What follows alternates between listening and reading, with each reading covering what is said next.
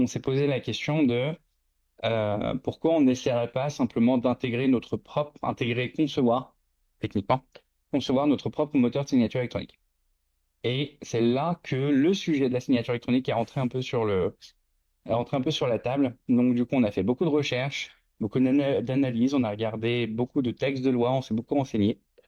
Et au fil de l'eau, en fait, on a simplement, littéralement, construit notre propre plateforme de signature électronique qui était dans Airlabs à ce moment-là.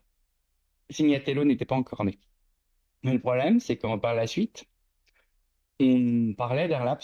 Et chaque fois qu'on parlait d'Airlabs, le seul sujet qui intéressait les gens, c'était la signature électronique. Donc, c'est-à-dire qu'on a Hmm. construit une plateforme et dont le seul truc qu'on avait créé, c'est de dire, mais pourquoi les gens ne parlent que d'un truc parmi toute l'appli, mais c'était ce truc qui revenait vraiment tout le temps, tout le temps, tout le temps.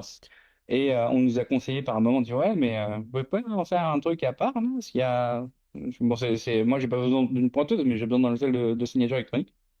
Et du coup, avec mon associé Noël, donc on s'est dit, bah allez, on va sortir ce qu'on avait déjà fait d'Airlabs, sur tout le moteur de signature électronique, et on va concevoir une plateforme qui, entre guillemets, se base sur l'ERSAT, entre guillemets, de cette version-là. Entre-temps, elle a énormément évolué, et c'est là qu'est né Signatello.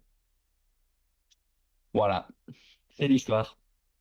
Comment un side quest devient main quest?